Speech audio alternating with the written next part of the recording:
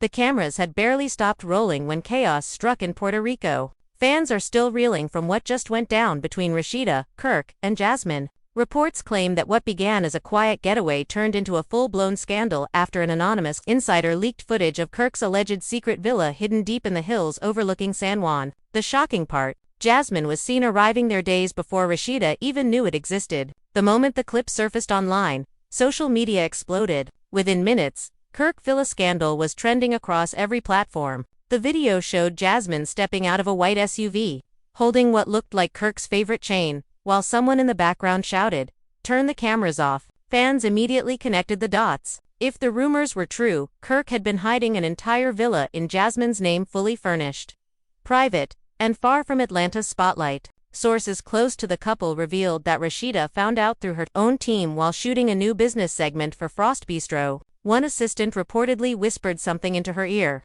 And before anyone could stop her, Rasheeda's phone was in her hand, scrolling through the leaked footage. Eyewitnesses described her face going pale, her hand trembling, and then collapsing right there on the floor as cameras kept rolling. Crew members rushed to help, but the damage was done. Someone had already captured the moment, and it spread like wildfire online.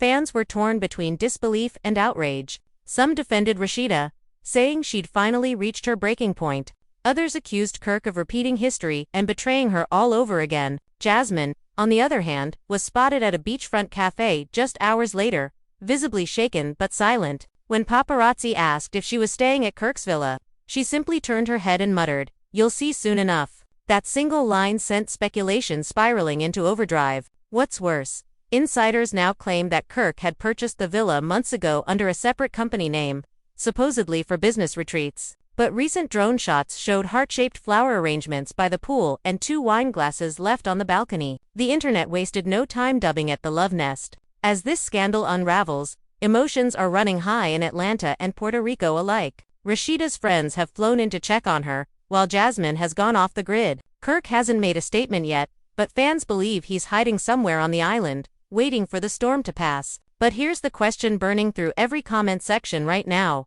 Was this truly a secret affair?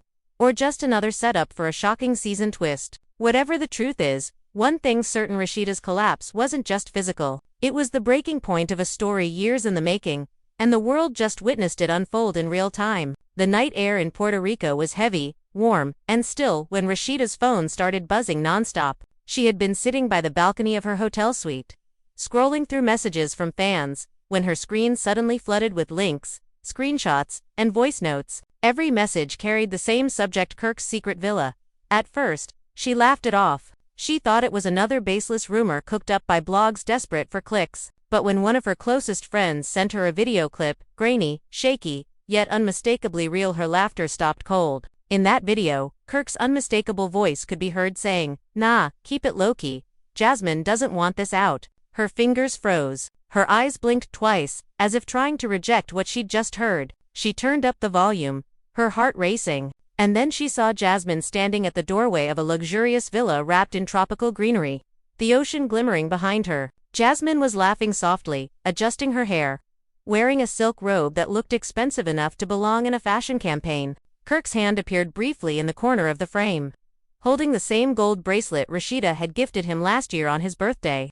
That was the moment the world shifted for Rasheeda. She dropped her phone, her breathing shallow, her thoughts spinning in 1,000 directions. The sound of the ocean outside was drowned by the pounding in her chest. She whispered to herself, "No, not again." The last time rumors like this spread, Kirk had sworn he was done with secrets, done with pain, done with anything that could break their family again. But here she was, in another storm she never saw coming. Meanwhile, across the island, Kirk was pacing back and forth in that same villa now known to the entire internet. Jasmine sat on the couch, legs crossed, staring out the window. The air between them was tense, thick with guilt and silence. "I told you," Jasmine said quietly, "you should have never brought me here. Not when you knew people were watching." Kirk rubbed his face and sighed. "Jasmine, nobody was supposed to find out. I handled everything. The villa was under a different name. How the hell did this leak?" Jasmine gave him a sharp look. "You handled everything?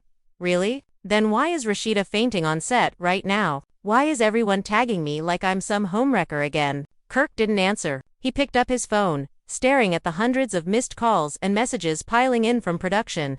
His team, and even Scrappy, he muttered, "This ain't how it was supposed to go down." Jasmine stood up, walked toward him, and said, "You think this is about your image? People already see you as the villain, Kirk. You brought me into this. Now fix it." Back in Atlanta, cameras rolled as word of the scandal reached Frost Bistro. One of the staff members accidentally showed a news alert on their phone while customers whispered, "Did you see the villa? It's definitely Kirk." Erica, Carly, and Kendra were seated together, watching the drama unfold live on their phones. Carly smirked. "You know what they say, history always repeats itself, especially in Atlanta." Erica leaned in. "Nah, this one feels different." Rasheeda looked done, like she finally hit her breaking point. Rasheeda's cousin arrived at her hotel an hour later, finding her sitting on the floor, phone still in hand. She didn't cry. She didn't scream. She just stared blankly. Her cousin tried to comfort her, but Rasheeda whispered, "I gave him everything.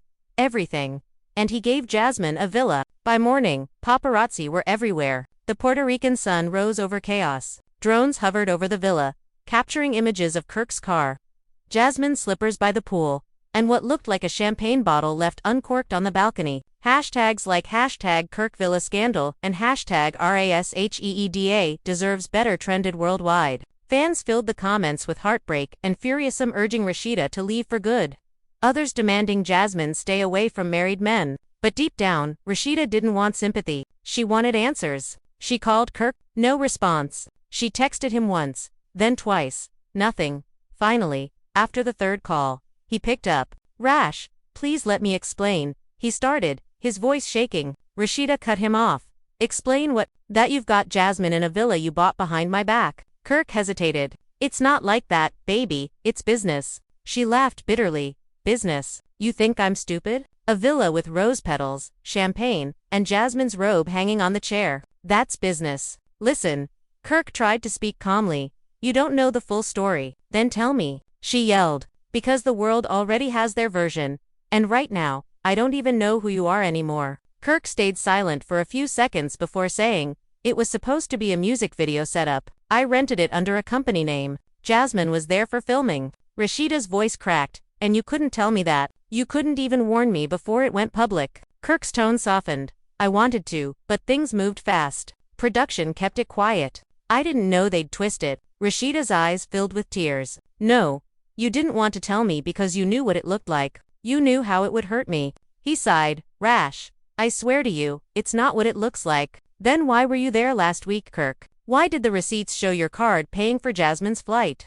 Explain that." Silence. Rasheeda hung up. She turned to her cousin and said quietly, "He's still lying." Hours later, footage emerged of Rasheeda leaving the hotel in sunglasses, escorted by security. Fans shouted her name, asking for updates. She didn't speak, but her expression said everything. She was done pretending everything was fine. Reporters tried to catch her before she entered the car. One asked, "Is it true you're filing for divorce?" Rasheeda didn't answer. She simply lowered her head and got in. That same evening, Kirk appeared live on social media. His tone was defensive but controlled. "Listen," he said to thousands of viewers watching. "I know what's being said, but y'all don't know the facts. Jasmine and I were working on something professional. The villa wasn't what people think. Stop spreading lies." But the comments were brutal. One fan wrote, "Professional? With your shirt off in the background." Another said, "If Rasheeda collapses, you'll have no one to blame but yourself." The live ended abruptly when Jasmine appeared briefly in the reflection of Kirk's sunglasses. That tiny glimpse, her figure crossing behind him, was enough to reignite the fire. Blogs instantly froze the frame, zoomed in, and posted it everywhere. The headlines screamed, "Jasmine spotted at Kirk's villa again." Rasheeda saw it within minutes. She felt her chest tighten. Her cousin reached out to take her phone, but she refused. "No," she said softly. "I need to see it. I need to see how far this goes." In that moment, it wasn't just about betrayal anymore. It was about humiliation. The world had turned her pain into entertainment. And Kirk, the man she'd built a life with, was sitting there defending himself while Jasmine's reflection lingered in the background. Later that night, Rasheeda sat alone by the shore. Waves crashed in rhythm with her heartbeat. She whispered into the wind, "Why does love always cost me everything?" She didn't know cameras were watching from afar, catching her tears glimmering under the moonlight. Within hours, the clip was viral, captioned, "Rasheeda breaks down by the ocean after Kirk's scandal."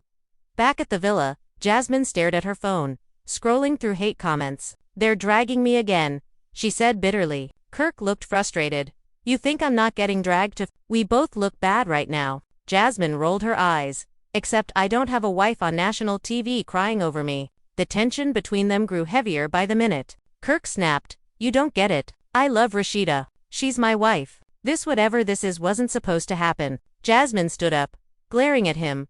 "Then why did you let it? Why bring me here? Why say you needed time away if you were still playing family man?" Kirk didn't answer. His silence said everything. As the night deepened, Puerto Rico felt smaller, tighter, like there was nowhere left to hide. The truth or something close to it was bound to surface. And somewhere in Atlanta, Rasheeda was preparing to confront not just Kirk, but the version of herself that still believed love could survive another storm. Rasheeda sat at the edge of the shore, her fingers tracing circles in the wet sand as the sound of the waves blurred with the noise in her mind. Every crash of the tide felt like an echo of something she'd lost. She could still hear Kirk's voice in her head, defensive, cold, unsure. She could still see Jasmine's reflection in his sunglasses. It wasn't just betrayal anymore. It was humiliation, public and raw. Her phone vibrated beside her. She ignored it. Another buzz. Then another. She finally picked it up and saw a text from Yandi. "Sis, I just saw the clip. Please tell me you're okay."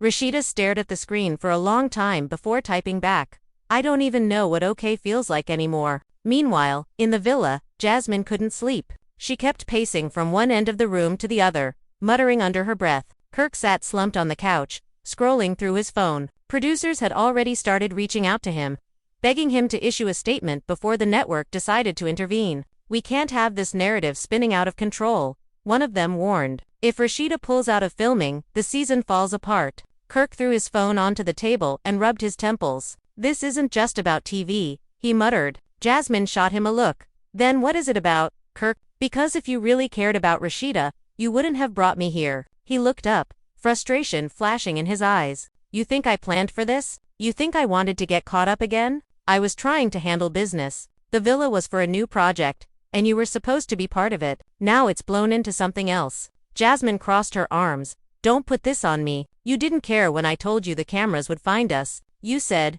trust me. Well, look how that turned out." She grabbed her purse and stormed out, the sound of her heels echoing through the marble hall. Kirk stayed there, staring blankly at the open door, feeling the weight of every mistake he'd made. Back in Atlanta, Frost Bistro was a whirlwind. The staff whispered in corners. Customers filmed themselves outside, saying, "I'm here at the place where Rasheeda and Kirk's story started, but I don't think it's ending well." Reporters gathered near the entrance. Scrappy and Bambi arrived quietly, trying to avoid attention, but it didn't help. One of the customers spotted them and shouted, "Hey, what y'all think about the villa scandal?" Bambi kept walking, eyes hidden behind dark shades. Scrappy muttered, "Man, these people don't miss a beat." Inside, they found Rasheeda's manager already pacing near the counter. "She's not answering calls," the manager said, and Kirk spun off the grid. "We need to control the story before it kills her brand." Meanwhile, a private jet touched down back in Puerto Rico. Carly, Red and Erica Mena had decided to fly in for what they called support, but everyone knew it was more than that. They wanted the exclusive scoop. As they arrived at the resort, cameras followed them. "This is crazy," Carly whispered to Erica. "You know how many people are streaming her old music videos right now? She's trending everywhere." Erica rolled her eyes.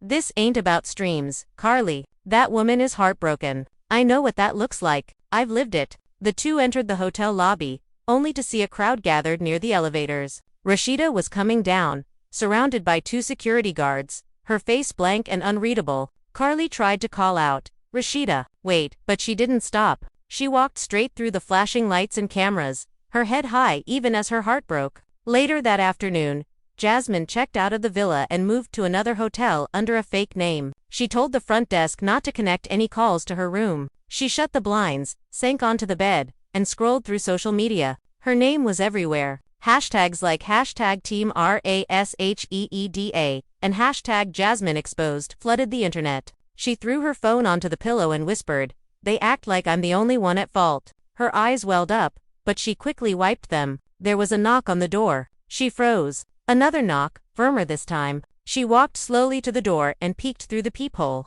It was Kirk. She hesitated, then opened it halfway. "What do you want?" she asked. He looked exhausted. "We need to talk," he said softly. There's nothing left to talk about, she replied. Go fix your marriage. Kirk sighed. It's not that simple. Jasmine stepped aside and said, you made it that way. They sat in silence for a few moments. Kirk finally spoke. I didn't mean for any of this to happen. The villa was just supposed to be a location, nothing more. Jasmine laughed bitterly. A location? You kissed me on that balcony. Kirk, don't act like it was just business. Kirk's face tightened. That was a mistake. I was confused. Jasmine's eyes filled with anger. Confused? You said you were done with her. You said this was your new start. Now you're running back to the same woman you've been breaking for years. He stood up, his voice low. Watch your mouth. You don't know what that woman's been through because of me. She deserves more respect than that. Jasmine crossed her arms. Then give it to her and leave me out of it. Kirk took a deep breath, turned toward the door, and said quietly, I already did. Back at the beach, Rasheeda was finally joined by Yandi and Kendra, who had flown in overnight. Yandi sat beside her, wrapping an arm around her shoulders. You don't have to talk, sis, she said gently. Just breathe. Rasheeda nodded, eyes red but dry. I'm tired of pretending, she whispered. I've been holding this image together for so long, businesswoman, wife, mother, role model, and for what? So the man I love can keep embarrassing me. Kendra sighed.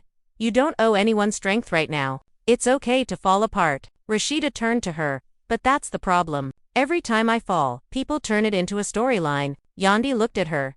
Then take control of it. Tell your story before someone else does. The three women sat there as the sun began to rise, casting a golden glow over the water. Yandi's phone buzzed. It was Mendici's calling, but she ignored it. Her focus was on Rasheeda, who looked calmer now, almost resolute. Maybe this is it, Rasheeda said. Maybe I'm done trying to fix a man who doesn't want to be fixed. Kendra nodded slowly. If you're serious, you've got all of us behind you. Rasheeda gave a faint smile. Thank you. But this time, I need to do it alone. By the time the sun was fully up, news outlets had begun running a new headline. Rasheeda speaks for the first time.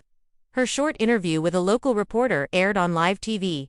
She looked composed but firm. Sometimes, she said, you have to lose everything to remember who you are. I'm not broken, I'm just finally awake. Fans flooded the internet with messages of support. Women called her an icon of strength. The clip went viral. Even people outside the love and hip-hop fanbase started sharing it, calling it one of the most powerful moments in reality TV history. Kirk watched it from his hotel room, his eyes glassy. He picked up his phone and started to dial her number, but then stopped. Instead, he opened Instagram and posted a black screen with the caption, I'll always love you, even when I don't deserve you. Comments poured in instantly, some forgiving, most furious. Too little too late, one said. Another wrote, she deserves peace, not apologies. The producers saw an opportunity. They reached out to both Kirk and Rasheeda, proposing a televised reunion episode in Puerto Rico. It was risky, but they knew it would pull record-breaking ratings. Kirk agreed immediately. Rasheeda hesitated, then said, I'll do it, but on my terms. No fake setups. No staged tears. If I speak my truth. The network agreed. A week later, the reunion shoot began at a luxury villa overlooking the ocean. Ironically, it wasn't far from the one Kirk had bought. The tension was palpable. Cameras rolled as Rasheeda walked in wearing a simple white dress, no jewelry, no heavy makeup. Kirk was already seated, visibly nervous. Jasmine had been invited to, but no one knew if she would show. Rasheeda sat across from Kirk, folding her hands in her lap. There was a long silence before she finally said, So, this is where we've ended up. Kirk cleared his throat. I know you don't want to hear excuses. But I need you to understand, Rasheeda interrupted. I don't need to understand anything, Kirk. I just need honesty. He nodded slowly. You have it. I messed up. I was wrong. Not just this time, but every time I thought I could hide the truth and protect you at the same time. I can't.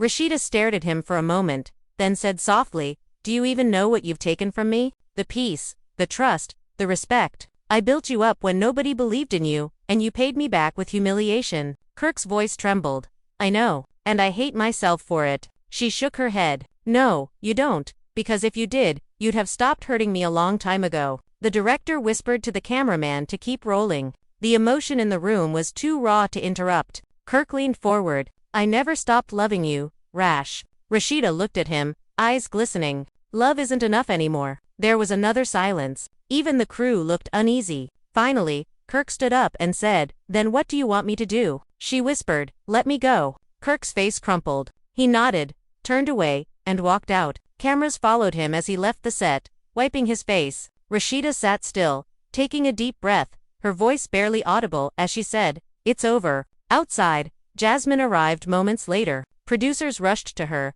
asking if she wanted to go in. She hesitated. "Is Rasheeda still there?" One of them nodded. She took a deep breath, fixed her hair, and walked toward the door. Everyone went silent when she entered. Rasheeda turned slowly to face her. The tension was electric. Jasmine spoke first. "I didn't come here to fight," she said quietly. "Then why did you come?" Rasheeda asked. Jasmine hesitated. "To say I'm sorry. Not because I got caught, but because I let myself be part of something that destroyed another woman." Rasheeda studied her face, searching for sincerity. Finally, she nodded slightly. "You can't fix what's broken," she said, "but at least you admitted it." The two women sat in silence as cameras captured the moment. For the first time, it wasn't about ratings. It was about release. Outside, the sky began to darken, and thunder rolled faintly in the distance. It was as if the island itself knew this chapter was ending. The silence between Rasheeda and Jasmine stretched on for several minutes. The only sound was the faint hum of the cameras and the wind brushing through the open windows of the villa.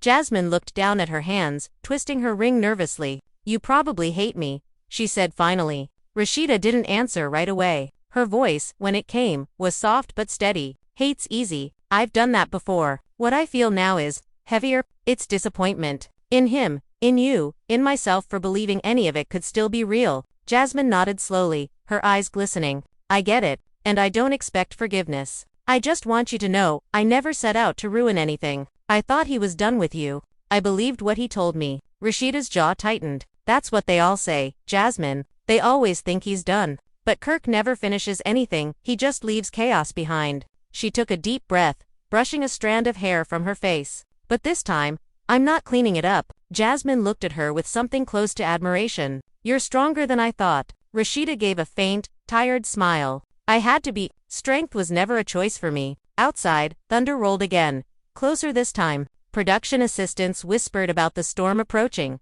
but the director motioned for them to stay quiet. This moment, raw and unfiltered, was too powerful to cut away from. Jasmine exhaled slowly, then said, "He told me he loved you." Rasheeda looked up, startled. Jasmine continued, "He said no matter what happened, no one would ever replace you." I didn't believe him, but now, looking at you, I understand why. Rasheeda's voice cracked just a little. "Love doesn't always mean peace. Sometimes it's just another kind of prison." Jasmine nodded. "Then maybe we're both inmates of the same man's lies." Before Rasheeda could reply, the villa door opened and Kirk walked back in. The air changed instantly. Cameras zoomed in. He looked between the two women, clearly shocked that Jasmine had arrived. "What are you doing here?" he asked, his voice low. Jasmine stood up, shoulders squared. "I came to say what you should have said a long time ago. I came to take responsibility." Kirk's expression hardened. "You think this helps? You showing up makes everything worse." Rasheeda rose slowly from her chair.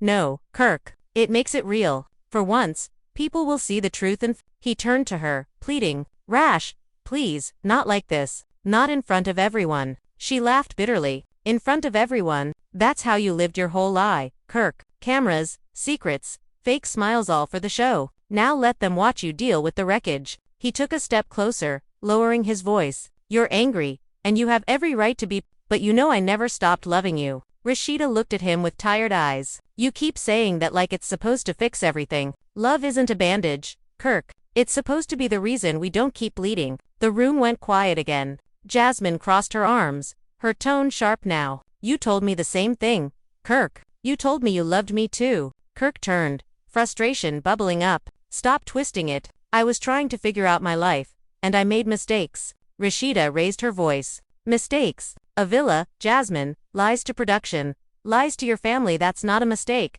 That's a pattern." Kirk's face fell. "Then maybe I am the problem," he muttered. Rasheeda didn't flinch. "You finally said something true." Lightning flashed outside, illuminating the villa for a moment. The cameras caught every flicker of emotion, the anger in Kirk's face, the exhaustion in Rasheeda's, the guilt in Jasmine's. The director whispered to a crew member, "This is gold." But deep down, even the crew looked uneasy. They weren't just filming a reality scene anymore. They were documenting heartbreak. After a long pause, Kirk said, "I'll leave. Both of you deserve peace. And clearly, I'm not the one who can give it." He started toward the door, but Jasmine stopped him. Don't walk away again, Kirk. Face what you've done. He shook his head. I'm done talking. Nothing I say fixes this. And then he was gone. The heavy wooden door slammed shut behind him, echoing through the villa. Rasheeda sank back into her chair, eyes distant. Jasmine sat down across from her, both women too drained to speak. Outside, the storm broke. Rain poured down, hammering against the glass. Flashes of lightning illuminated their faces, two women bound by the same man's betrayal but freed, in a way, by finally confronting it together. After the shoot wrapped, Rasheeda refused interviews. She simply said, "No more words. The world's seen enough." She flew back to Atlanta that night. Cameras followed her to the airport, capturing the moment she walked alone through the terminal, suitcase in hand, sunglasses hiding her swollen eyes. Fans crowded around, shouting encouragement. One young woman reached out, saying, "You showed all of us what strength looks like." Rasheeda stopped for a moment, looked at her, and said quietly, "Strength is surviving what you thought would destroy you." The girl burst into tears as Rasheeda walked away. Back in Puerto Rico, Kirk stayed behind. For days, he avoided calls, ignored producers, and shut himself off from the world. But the world didn't ignore him. Paparazzi tracked his every move. One photo, in particular, went viral. Kirk, standing alone on the balcony of the empty villa, looking out at the ocean as rain poured around him. The caption read, "Karma never misses." In Atlanta, Rasheeda began rebuilding. She focused on Frost Bistro, spending long hours at the restaurant, greeting customers personally, posing for pictures, hiding her exhaustion behind practiced smiles. Her staff noticed the difference though. There was less laughter now, more silence. Late at night, when everyone had left, she would sit at one of the corner tables, staring at the empty chairs. Yandy visited often. One night, she brought over takeout and 2 glasses of wine. "So," she said, trying to lighten the mood, "have you heard from him?" Rasheeda shook her head. "I don't want to." Yandy leaned back. "You sure? Closure's important." Rasheeda smiled faintly. "I don't need closure. I need peace." Yandy raised her glass. "Then here's to peace." They clinked glasses, and for the first time in weeks, Rasheeda let herself laugh softly. But peace didn't last long. A week later, another video surfaced online. This time, it was Kirk again seen leaving a private dinner in Atlanta with Jasmine. They weren't holding hands, but their body language was enough to set the internet ablaze. Blogs ran headlines like, "Kirk and Jasmine back together." Rasheeda's phone blew up once again. She stared at the screen, her fingers trembling, and whispered, "He wouldn't." Yandy looked over her shoulder, disbelief written all over her face. "He did," she said quietly. The next morning, Kirk posted another video on social media. "Everybody's got something to say," he began, his tone defensive. "I'm tired of people twisting my life into gossip. Jasmine and I were at a meeting about a music deal. That's it." The comments exploded instantly. Some called him a liar. Others said he was just adding fuel to the fire. Rasheeda didn't respond publicly, but privately, she packed her bags again. She flew back to Puerto Rico. Nobody knew why, not even young. Rumors swirled that she was there to finalize divorce papers or maybe to reclaim the villa. Paparazzi followed her every step, but she moved quietly, renting a secluded bungalow far from the tourist spots. That first night, she walked down to the same beach where she'd once broken down. This time, the ocean looked calmer, gentler, almost forgiving. She stood there, closing her eyes, letting the wind lift her hair. "This is where I start over," she whispered. Back at the villa, Kirk arrived unexpectedly a few days later. He had come to collect his things before the property was sold. To his surprise, the caretaker mentioned someone else had been visiting recently. "A woman," he said in Spanish, "quiet, respectful. She comes at night to sit by the gate." Kirk's stomach sank. He knew it had to be Rasheeda. He rushed down the hill, driving toward the beach. And there she was, standing barefoot in the sand, her white dress glowing under the moonlight. He got out of the car slowly. "Rash," he called. She turned, her expression unreadable. "You came," she said quietly. He nodded. "I had to." They stood in silence for a moment before she said, "This place started everything. And maybe it should end it too." Kirk stepped closer. "I don't want it to end like this." Rasheeda shook her head. "It already did." He looked desperate now. "I lost everything, Rash. My family, my name, my peace. I can't sleep knowing I did this to you." She looked at him, tears in her eyes, but her voice calm. "You didn't lose it, Kirk. You gave it away, piece by piece, every time you lied." Kirk dropped his head, unable to speak. She walked closer, standing just a few feet away. "You know what hurts the most?" she whispered. "That I still love you, even after everything." Kirk looked up, eyes filled with regret. "Then don't let that love die." Rasheeda shook her head slowly. "It already did. What's left isn't love, it's memory." The wind picked up,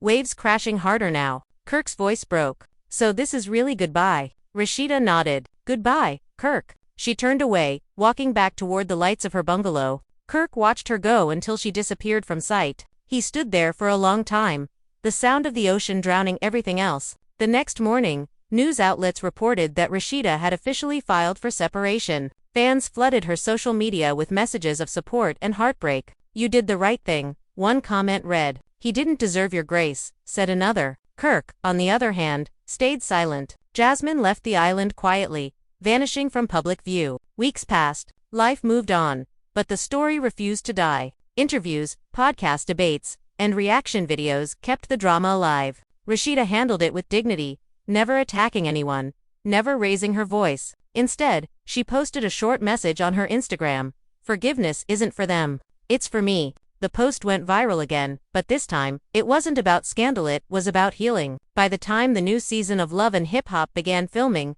Rasheeda had reinvented herself completely. Her fashion line was booming, her restaurant thriving, and her energy magnetic again. When producers asked if she wanted to address the villa scandal on camera, she smiled and said, "The world already saw what they needed to see. Now let's talk about my comeback." In one of the final scenes of the season, she stood on a rooftop in Atlanta, overlooking the city lights. "You can lose everything and still rise again," she said to the camera. "That's what Atlanta taught me. That's what life taught me." As the music swelled and the skyline glimmered behind her, fans everywhere felt that she had finally reclaimed her story. And somewhere, on a quiet island, that villa stood empty, a symbol of secrets, love, betrayal, and rebirth. The waves washed over its shore, carrying away the last whispers of what once was. After that rooftop shoot wrapped, Rasheeda stood there a few minutes longer, long after the cameras had stopped rolling. The wind carried the hum of the city car horns, laughter from a rooftop bar across the street, the faint echo of a passing train. For the first time in months, she felt something close to quiet. Not happiness exactly, but a strange calm that came when you finally stopped fighting the storm. She looked down at her phone, hundreds of messages lighting up her screen. Fans, friends, reporters, even strangers, all wanting a comment, a reaction, She turned it off. For once, the world didn't need her answer. Meanwhile, Kirk sat alone in his studio, back in Atlanta. It was dark except for the soft glow of the mixing board lights. The sound of rain tapped against the window as he replayed old voicemails from Rasheeda, little reminders of what used to be normal. One message from years ago played. "Hey baby, just checking if you ate. Don't stay in that studio all night again." Her laugh followed after, warm and unguarded. Kirk leaned forward, pressing the phone against his forehead. "I'm sorry," he whispered into the dark. He tried to write lyrics, statements, explanations, but everything came out hollow. Every beat felt empty. Even Jasmine had stopped responding to his texts. He opened social media, scrolling through endless clips of Rasheeda's interviews, her new business launches, her public appearances. She looked radiant, strong, unreachable. The comments were full of admiration. "She's the definition of resilience." She glowed up after heartbreak. Every compliment was a reminder of how badly he'd lost her. In another part of the city, Jasmine was packing up her apartment. She had decided to move to Los Angeles, start over, maybe find peace and distance. As she folded her clothes, she stopped at a small framed picture on her dresser, one of her and Kirk from years ago. Back when things were simpler, when she thought she mattered. She turned it face down and placed it in a box. Her phone buzzed with a new notification. An article titled, "Rasheeda Frost Speaks Out on Healing After Betrayal." She hesitated, then tapped it open. Rasheeda's words filled the screen. "Healing isn't forgetting. It's remembering without the pain." Jasmine read the line twice, then exhaled. "You won," she whispered, though it didn't sound bitter. It sounded like acceptance. Back at Frost Bistro, business was booming again. The walls buzzed with laughter and music. Staff moved like clockwork, the smell of spices and grilled food filling the air. Rasheeda sat at her usual corner table, laptop open, reviewing designs for her next clothing drop. Her assistant handed her a coffee and said, "You're trending again?" Rasheeda looked up, half smiling. "For what now?" Some fan posted a clip from your interview with the caption, "When pain becomes power." It's got millions of views. Rasheeda nodded. "Good. Maybe someone needed to hear it. But even as her empire grew, there were moments at night when memories still caught her off guard. Sometimes she'd hear a song Kirk used to play and her chest would tighten. Sometimes she'd wake up reaching for her phone, almost expecting a text that said "Good morning, baby." She'd stare at the empty screen, remind herself why she left, and force herself back to sleep. One evening, she attended a charity gala in Midtown, her first major public event since the scandal. The room sparkled with chandeliers and chatter. Cameras flashed as she stepped onto the red carpet in a sleek silver gown. Reporters called her name from every direction. "Rasheeda, over here. How are you doing since everything with Kirk?" She paused, smiled politely, and said, "I'm doing better than ever." Her voice didn't shake. She looked straight into the camera and added, "Sometimes God breaks your heart to save your soul." The crowd erupted in applause as she walked inside. That quote would be replayed on television for days, shared by fans across social media,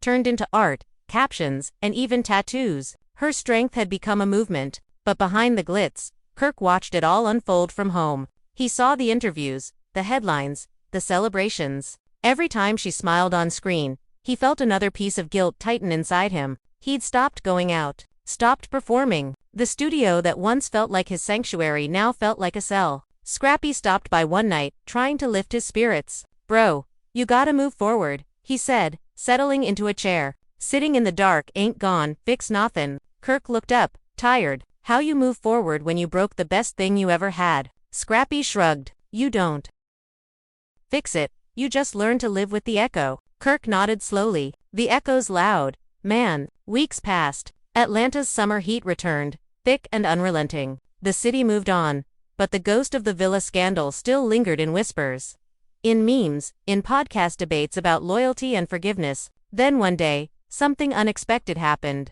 Kirk received a letter in the mail, handwritten, sealed with a soft scent of jasmine and coconut oil. His heart jumped when he saw the handwriting. It was Rasheeda's. He opened it carefully, his hands trembling slightly. Inside was a single page. It read, "Kirk, I've said everything that needed to be said. I'm not writing to reopen old wounds. I'm writing because I believe closure shouldn't come from hate. I don't wish you pain. I just hope you find the courage to face yourself. The truth is, we were never meant to last forever, but we were meant to learn. I learned strength. Maybe you'll learn honesty. Take care, Rasheeda." He read it twice, then folded it gently and placed it on the table. For the first time in months, he let himself cry. No cameras, no defense, no audience, just a man finally realizing what he'd lost for good. Rasheeda, meanwhile, was already moving on.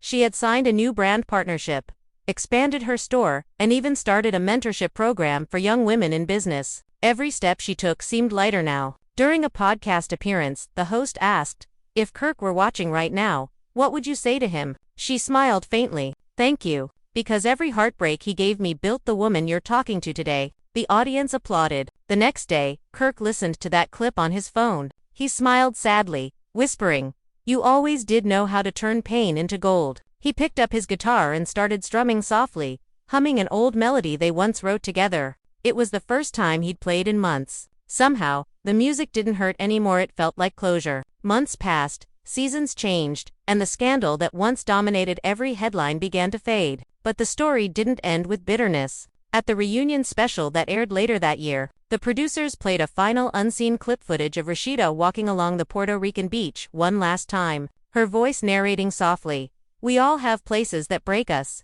but if you're lucky, those same places can also rebuild you." The screen faded to black as soft music played. Fans online called it the most emotional ending in reality TV history. After the episode aired, Rasheeda received thousands of letters from women around the world. Some shared their own stories of betrayal, others thanked her for showing that strength didn't have to look perfect. One message stood out. It was from Jasmine. It simply read, "Thank you for not destroying me when you had every right to." Rasheeda stared at it for a long time before replying, "You destroyed yourself. I just chose not to follow." Jasmine never replied, but she later posted a picture from her new life in Los Angeles, smiling, peaceful, unrecognizable from the woman she used to be. Her caption read, "Sometimes losing everything is the first step to finding yourself." Fans speculated that it was about Kirk, but she never confirmed it. As for Kirk, he stayed out of the spotlight. No interviews, no scandals, no appearances. Months later, fans noticed a quiet upload on his YouTube channel, a simple video titled "For Rasheeda."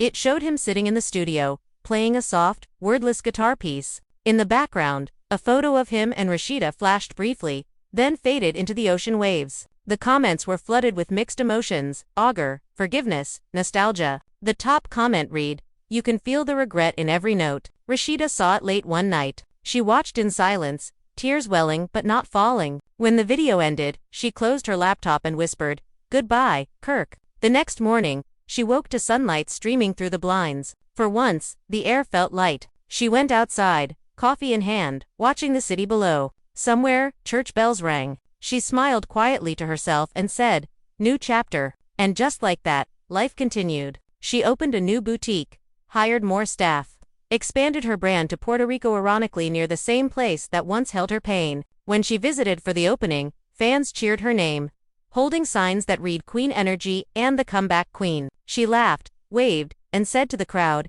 "Never let pain steal your power. Own your story, or someone else will." That night, as fireworks burst above the island, Rasheeda stood by the shore again. The same ocean that had once witnessed her heartbreak now reflected light and color. She thought of everything: the lies, the collapse, the tears, and realized she no longer felt anger, only gratitude. Gratitude for surviving. Gratitude for still standing. She picked up a small seashell, held it against her heart, and whispered, "Thank you for the lesson." Then she threw it into the sea. Far away, in Atlanta, Kirk looked up at the same sky, fireworks faintly visible from his backyard. He smiled softly and whispered, "Be happy, Rash." The waves rolled in, gentle and endless, washing away the last fragments of a love that had burned bright, broken deeply, and somehow left both of them reborn. The boutique opening in Puerto Rico wrapped late, and the island felt like a stage after the curtain dropped, quiet, humming with leftover electricity. Rasheeda slipped into a car with tinted windows, kicked off her heels, and rested her forehead against the cool glass. The driver asked if she wanted to celebrate somewhere private. She said no. She asked to be taken back to the bungalow by the ocean. When she stepped out, the wind tugged at her dress and the sea smelled clean and new. She walked straight to the waterline and let the foam lick at her toes. Her phone buzzed. She almost ignored it, then looked down and saw a message from an unknown number. "You don't know me, but you should know." The leak didn't come from Kirk or Jasmine. It came from someone on production. "Check the call sheet from the first Puerto Rico shoot." She frowned, heart steady but curious. Not fear, not anger, curiosity. She typed back, "Who is this?" No answer. Another bubble appeared, then vanished. She slipped the phone into her pocket and stared at the horizon until the question felt less like a wound and more like a door. Hours later, when the moon had pushed itself high over the black water, she walked inside, brewed tea, and opened her laptop. Emails from production were stacked like bricks, dull and heavy. She scrolled. The call sheet. She found an old attachment and opened it. Names filled the screen. One name snagged her breath. A junior field producer who had once begged for a chance to prove themselves. Who'd hung around too long at mixers. Who'd asked too many pointed questions about what really happened at the villa. She clicked the name, dragged the window wider, and whispered, "So it was you." The next morning she met with the network's legal team in a quiet conference room near the marina. The walls were white. The table was polished. The coffee was bitter and strong. The head of legal said, "We're prepared to pursue this internally." A publicist added, "We can issue a statement clearing the record and emphasizing that the footage was obtained without consent."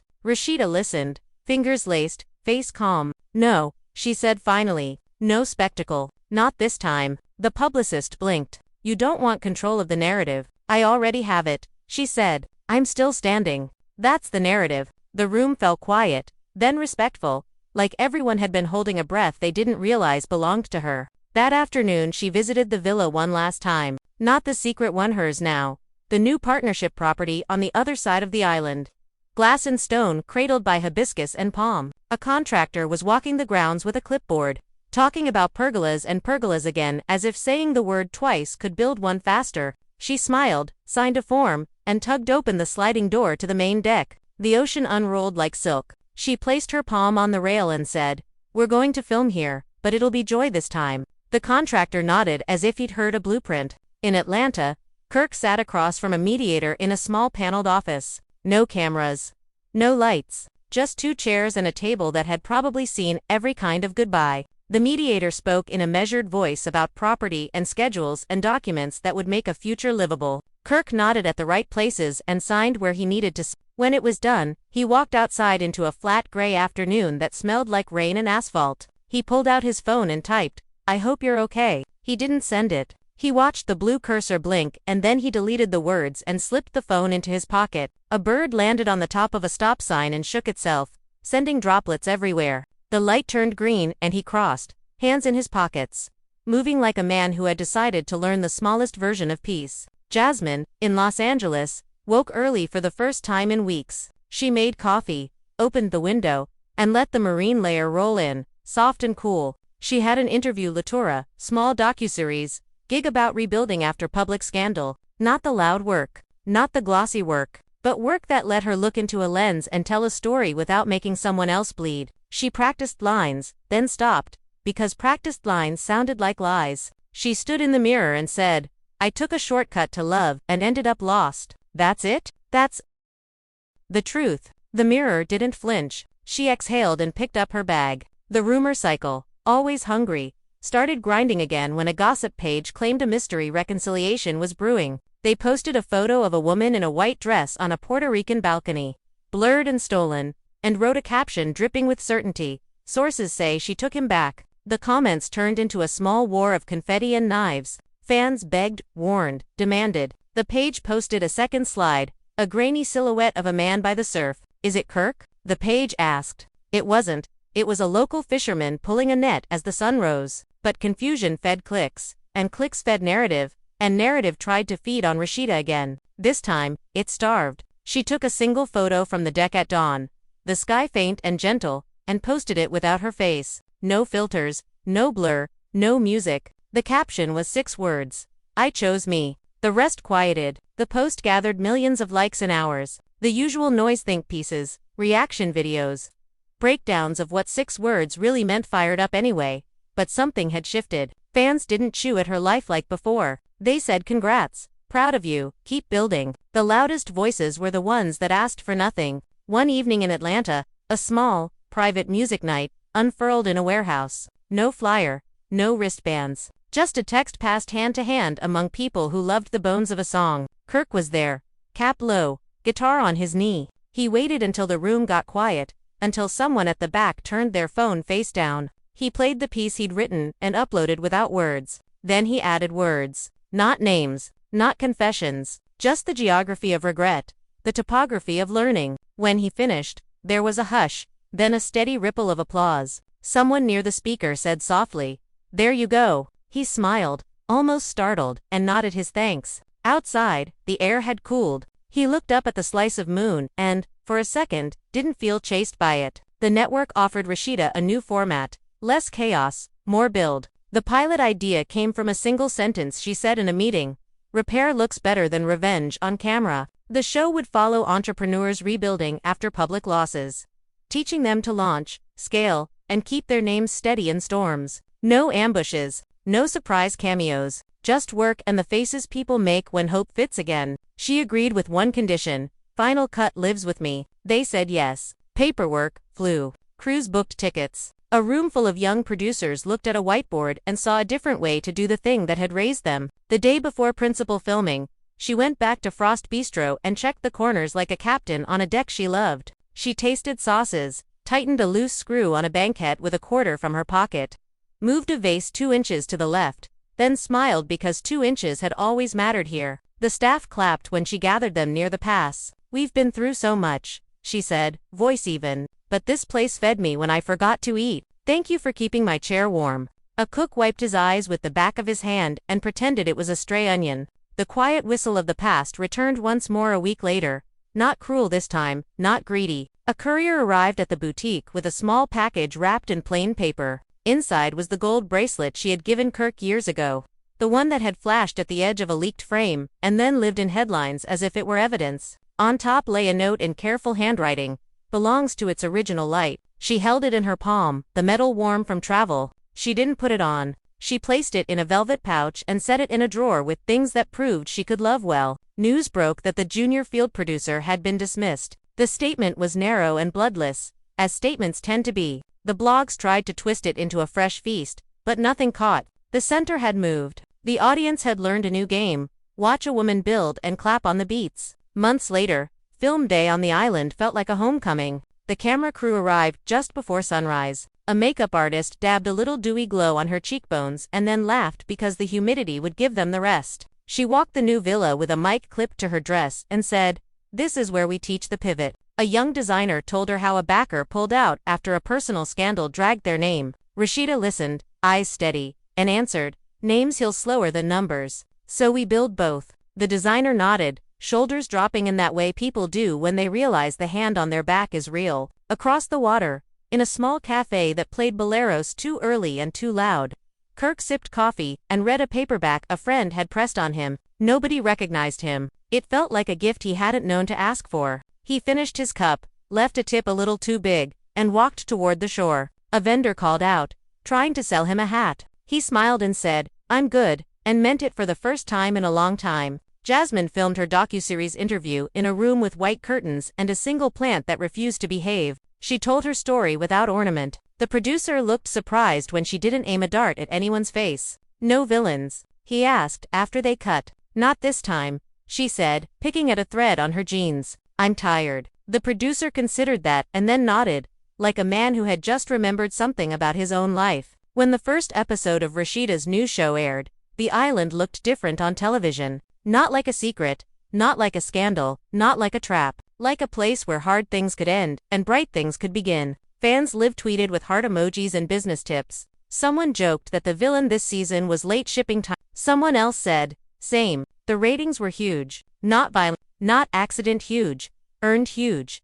Later that night, she stood again on the same strip of sand that had taught her how to fall and get up in the same motion. She breathed slow. The tide came in and smoothed her footprints, as if signing a contract that said, "We will keep your secrets better than people do." Her phone buzzed once. A text from a number saved under a single letter. It read, "I saw the show. You looked free." She typed back, "I am." There was no reply, which for once felt like the right size of silence. Time, impatient and kind, kept moving. Atlanta cooled, and then heated, and then cooled again. The island's bougainvillea kept erupting against stucco walls, like good gossip that hurt no one. The villa that people had named with a wink and a wound, sat empty and then didn't. A family bought it, and filled it with beach towels and laughter that had no idea what used to echo there. The contractor finished the pergola and then built a second one because the first looked lonely. The warehouse where Kirk had played Poems to the Dark hosted a community guitar night twice a month. Jasmine started a small agency that helped women fix their search results after scandal and taught them to answer questions with their chin level. One afternoon, a little girl approached Rasheeda outside the boutique and asked, "How do you not cry on TV?" Rasheeda crouched so they were eye to eye and said, "You can cry on TV.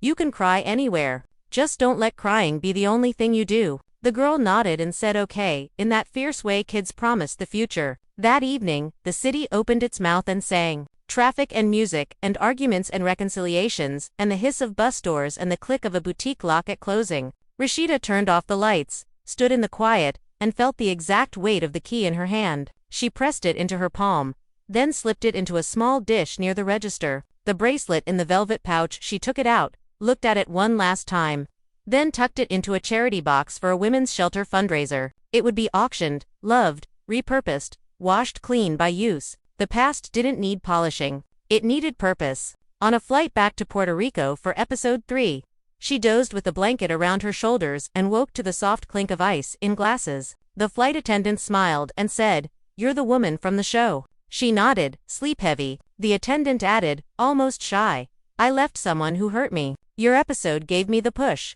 They didn't say anything else. They didn't need to. At landing, the plane rolled to a stop and the island exhaled like an old friend. Outside, the air wrapped her in salt and sun. Cameras would meet her in 2 hours. The ocean would meet her now. She walked the familiar path to the water and stood where she had once thought a heart could not survive the sound of its own breaking. The horizon was a thin coin of light. She whispered, "Look at us." Not to anyone and to everyone. She closed her eyes and listened. Behind her, somewhere, phones pinged, deals moved, comments stacked, edits sharpened. Ahead of her, nothing asked for anything. The water came in and went out, ancient and on time. And for a long, long minute, there was no show, no villa, no headline, no plot. Just a woman who had learned the shape of her own name, saying it to herself like a promise. The sun was sinking when the last crew van pulled away from the beach. leaving Rasheeda alone again with the sound of the tide. Filming was finished for the week, and she should have been exhausted. But her body carried that strange, bright hum that came after doing something hard and right. The waves were pale pink at their edges. She crouched and traced her initials in the wet sand and let them wash away. Later, in her room, she opened a window and listened to frogs start up in the trees. Her phone blinked once. A message from her oldest son. Saw your episode. Proud of you, Mom. She smiled, wrote back a heart, then added, keep being kind. She closed the phone and set it face down. That night, a warm rain came. Not a storm, just a steady whisper on the roof. She dreamed of Atlanta, not the hurt, not the scandal, just the city breathing.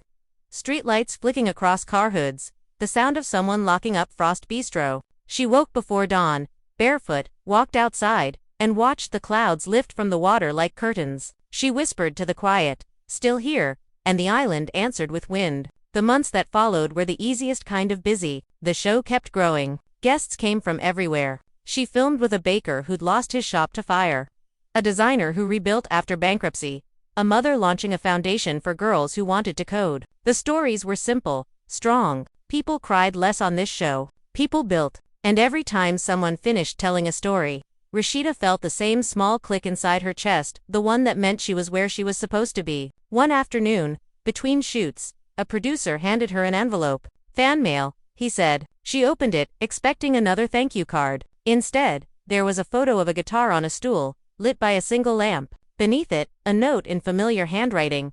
Thank you for teaching me how to be quiet. Number, name, no return address. She held it for a moment, then tucked it between the pages of her notebook without a word. In Atlanta, Kirk worked quietly. He taught a few kids how to mix sound at a community center. He called it therapy without microphones. When people recognized him, he smiled politely, shook hands, and went back to the lesson. He'd stopped explaining himself. One of his students asked once, "Did you really mess up that bad?" Kirk laughed softly. "Yeah," he said. "And you can learn a lot from what you don't get right." By winter, Jasmine's agency was thriving. She'd hired 3 women fresh out of school and paid them fair, on time, every time. When she walked into her small downtown office, she felt clean air move through her chest. One morning, she caught sight of a tabloid headline in a newsstand. From scandal to success, Rasheeda Frost's empire reborn. Jasmine read it, smiled, and thought, good. Later that week, she mailed a donation to Frost Foundation, unsigned.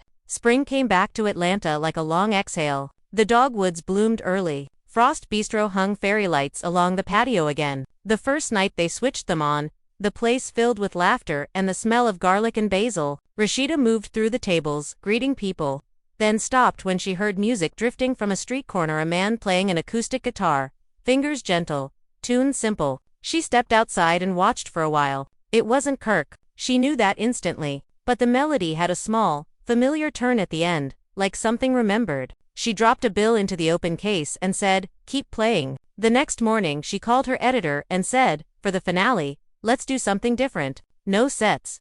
No guests. Just real places. I want to show where healing lives when nobody's filming it." The editor said, "You mean back to Puerto Rico?" She paused. "No," she said, smiling. "Everywhere." The finale aired 6 months later. It opened with shots of Atlanta waking up, street vendors setting up carts, kids waiting for buses, storefronts lifting shutters. Rasheeda's voice came in over the footage.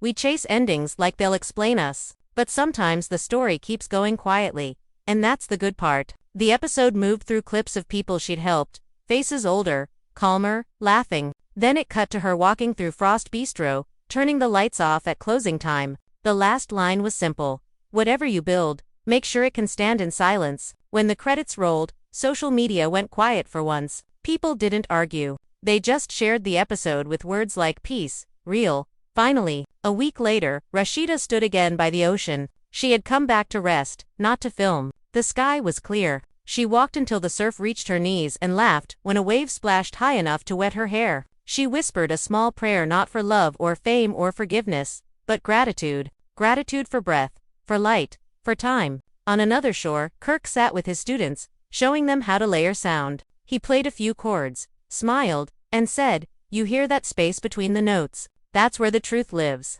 The kids nodded, half understanding, half dreaming. In Los Angeles, Jasmine finished her day, locked the office, and stood watching the sunset smear the glass towers orange. She pulled out her phone and scrolled to Rasheeda's page. The latest post was a picture of the sea, captioned, "Still rising." Jasmine liked it and put the phone away. Night deepened across every city that had held their story. Lights blinked in windows, waves pressed against sand, and the world kept moving. Somewhere a radio played an old love song. Somewhere else a new one was being written. Rasheeda lay in bed, eyes half closed, the sound of the ocean just beyond the walls. In her mind she saw the villa one last time, empty, the doors open, the air clear. She imagined it filling with morning light until nothing of the past could be seen. She smiled, turned over, and drifted toward sleep, the faint rhythm of waves matching her heartbeat, slow, steady, whole. The days began to fold into each other after that final trip. Every sunrise felt a little easier,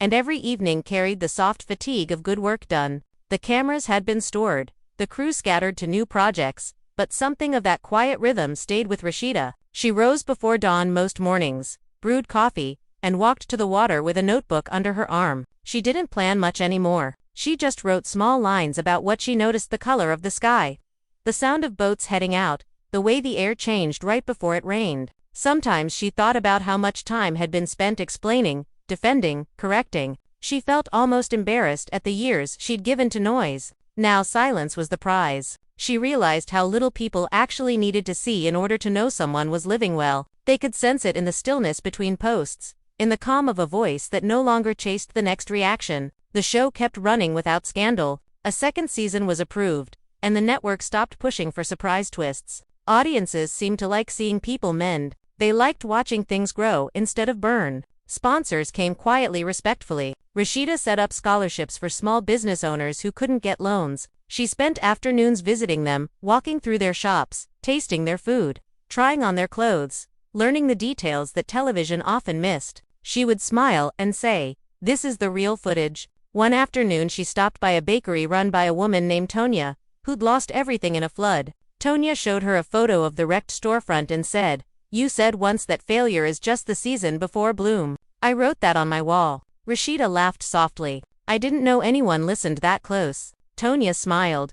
"You'd be surprised who hears you when you talk honest." In Atlanta, Frost Bistro turned 10 years old. They threw a quiet anniversary dinner. No press, just family, friends, and staff. When they toasted, Rasheeda looked around the room and saw every version of herself she'd ever been reflected back in their faces. The young woman who built a dream with no safety net, the tired one who almost quit, the one who stayed through the worst storms. She raised her glass and said simply, "Thank you for believing in small miracles." After the dinner, she went out to the parking lot alone and watched the city lights hum. Her phone vibrated once, a message from an unfamiliar number. "Heard you're filming again. Need a sound guy?" She smiled, knowing immediately who it was. She typed, "We're good, but thank you," and hesitated before adding, "I hope you're happy." 3 dots appeared, then vanished. She put the phone away and drove home through soft rain. Months later, the new season premiered. The first episode opened not with her, but with ordinary people. Hands fixing, building, painting, planting. Over it, her voice said, "Everyone wants the comeback, but what matters is the quiet after." The ratings were strong, but the best messages came from those who said they watched it to fall asleep. That it calmed them, that it reminded them that forgiveness wasn't a show but a practice. In Los Angeles, Jasmine caught one of those late-night reruns. She muted the television and just watched the images: workers laughing, a door opening, light spilling across a floor. She whispered, "Good for her," and turned the TV off. By the end of that year, Rasheeda had finished a book, part memoir, part manual for rebuilding. She titled it after the noise. On the dedication page she wrote, "For anyone who thought the end was the loudest part." The publisher wanted a launch event, but she insisted on something small. They rented a bookstore with brick walls and mismatched chairs. She read 2 chapters aloud, steady, no theatrics. The audience listened in stillness. When it was over, a woman in the back said, "You sound healed." Rasheeda smiled, "I'm still learning the tune." That night, as she packed her notes, the store owner handed her a small envelope that had been left earlier. Inside was a note in careful print. "Thank you for not turning pain into profit. You made peace look possible." No signature. She folded it, placed it in her bag, and walked out into the cool air, heart steady. Weeks later, she returned to Puerto Rico once more, not for filming or work but for rest. The island met her like an old friend. The same driver who'd once taken her through chaos smiled when he saw her. You again, he said, this time no cameras. She laughed. No cameras. Just quiet.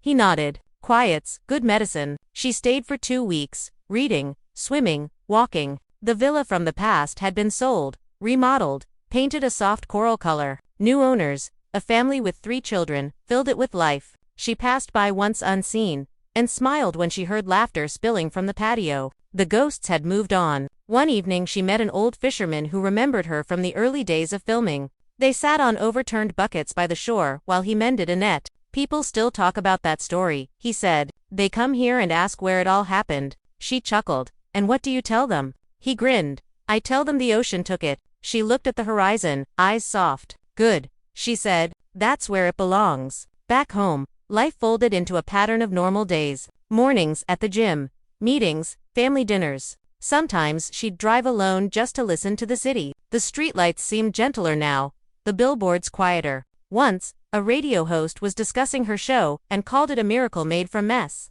She smiled, rolled down the window, and let the air rush in. In time, Kirk moved again, this time out of Atlanta to a small coastal town. He opened a modest studio that doubled as a youth center. No name on the door, just a sign that said open when we're here. He recorded local singers, church choirs, kids who wanted to rap. Once in a while, during the long edits, he'd look out the window at the water and think about everything that had brought him there. He never reached for the phone again. Sometimes, healing meant leaving things unsaid. Years passed quietly. The show continued.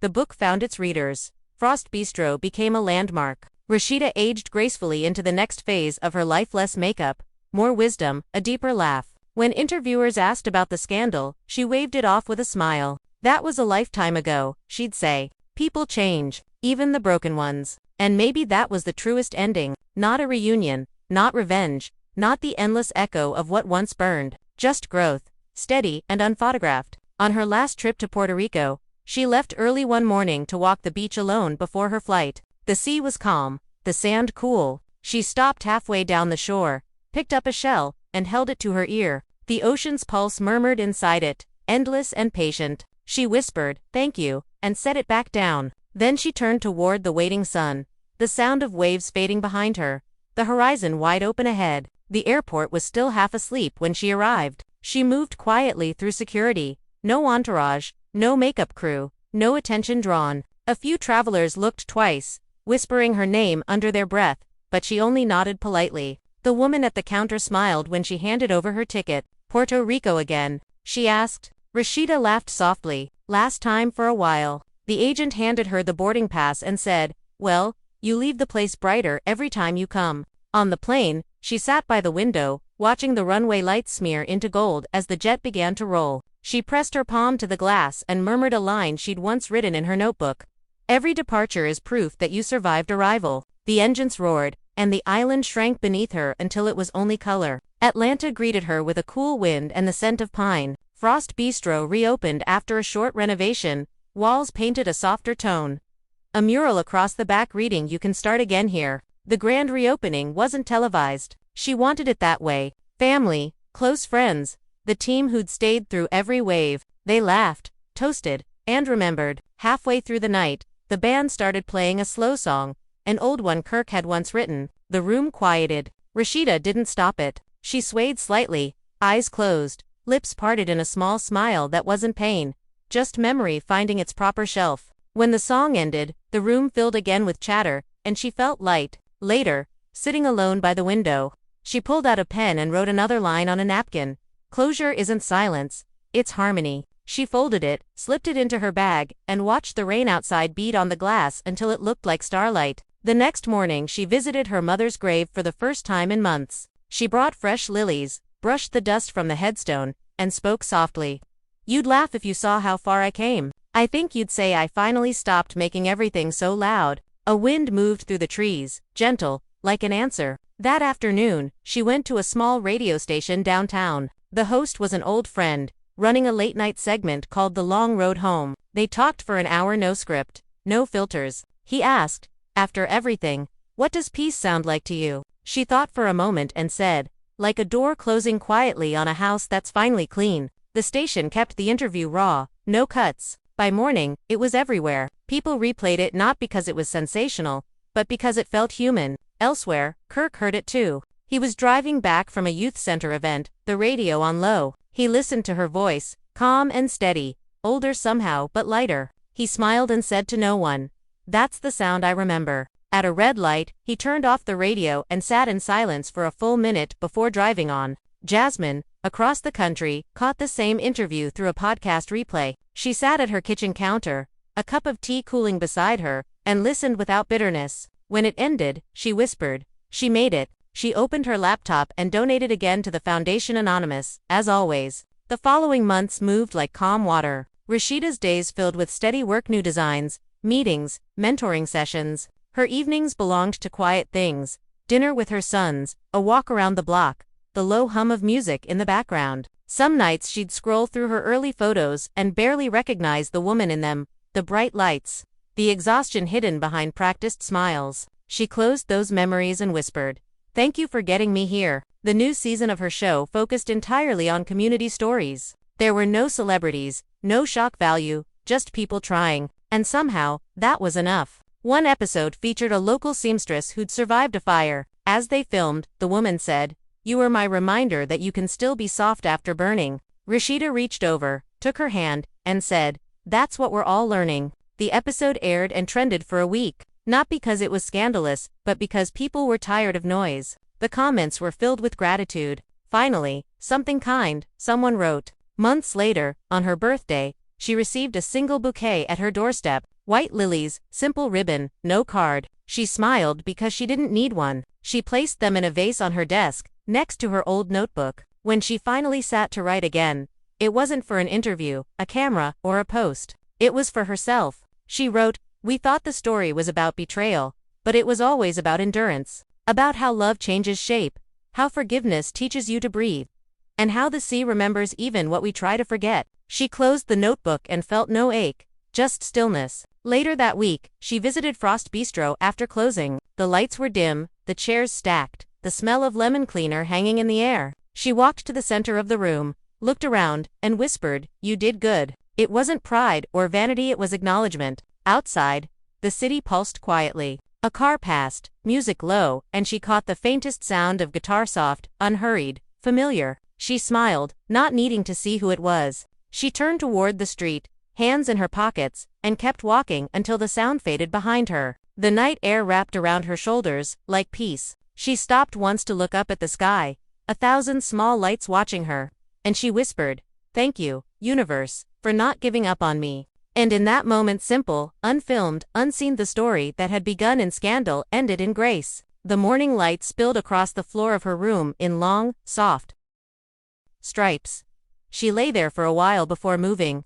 The kind of slow waking that only comes when a person finally trusts the quiet around them. The phone blinked with reminders, calls, shoots, fittings, but she turned it face down. For once, she didn't want to be anywhere except in the still moment between breaths. She thought of the villa, the storm, the cameras, all of it. It felt far away now, as if it had happened to another version of her. Maybe it had. She showered, dressed simply, and tied her hair back. When she stepped outside, the air smelled faintly of honeysuckle. Atlanta was alive again, its rhythm restored. People on the street waved when they saw her.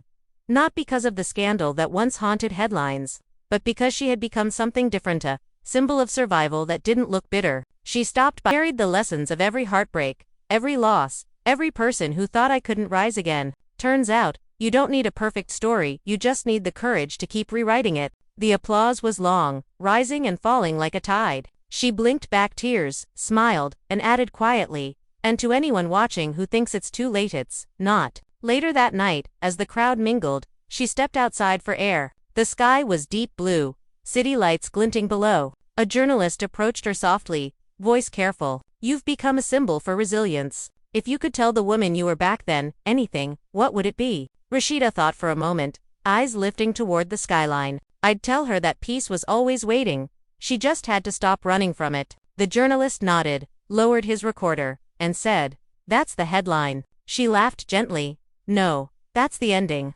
After that, she walked a few blocks alone, heels clicking on the pavement, the award tucked in her hand like something fragile and earned. She passed a mural of women painted across a brick wall, bold and bright, each one holding a flame. She stopped, looked up at them, and whispered, "We made it." Back home, she placed the award on her shelf next to a photo of her sons and one of Frost Bistro's first grand opening. She didn't keep any reminder of the scandal. Not a clipping, not a frame, nothing. Her home felt lighter that way. She brewed tea, sat by the window, and watched the streetlights flicker on. A few days later, she visited a local high school to speak about entrepreneurship and second chances. The students filled the gymnasium, buzzing with excitement. When she stepped on stage, they cheered, phones raised. She smiled and waved, but her first words were calm. "Put the phones down. Look at me.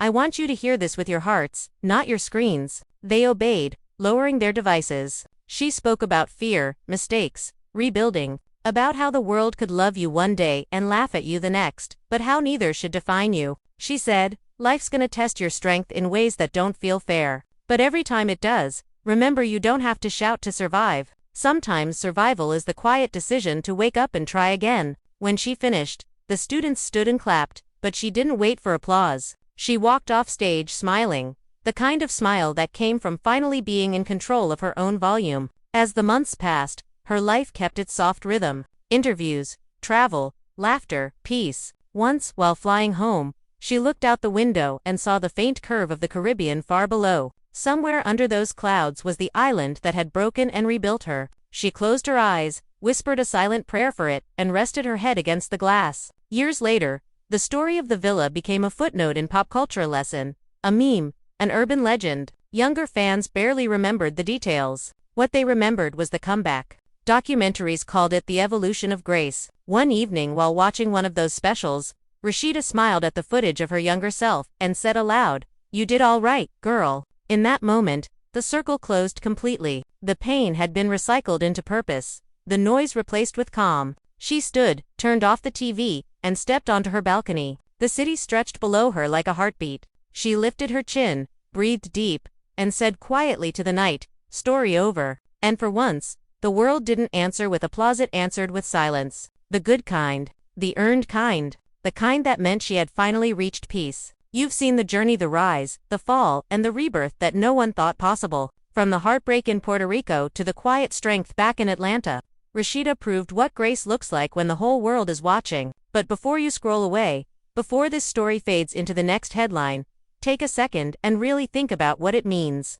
How many times have you felt like you couldn't come back from something, like your mistakes defined you, or the whispers around your name were louder than your truth? Every single one of us has a villa moment, something we wish we could erase, something that broke us in public or in silence. But look at her now. She didn't erase it. She rebuilt around it. She used it as the foundation for peace. This story isn't just about love and betrayal. It's about the way pain forces you to meet yourself. It's about what happens when you finally stop asking why me and start saying watch me. Rasheeda didn't win because the world forgave her story. She won because she forgave herself first. She learned that healing doesn't mean pretending nothing happened. It means telling the truth and moving forward anyway. And that's why this moment matters. This is where you come in. If you've been watching, feeling every high and every low, if you've shouted at the screen or cried when she fell, you've been part of this too. Now it's your turn to take that energy and turn it inward. Whatever your version of the villa is, whatever secret, loss,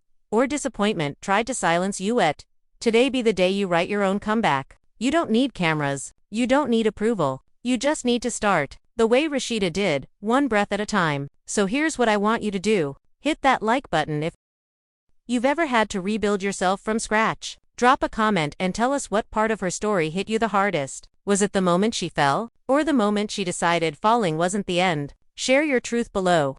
Because someone scrolling through these comments tonight might need your story to believe in their own recovery. Subscribe if you want to keep following these journeys, the raw, unfiltered, human ones that remind us that fame, love, and failure all live under the same sky. Every week, we dive deeper into the stories that the tabloids distort, the real emotions behind the noise, the lessons behind the chaos.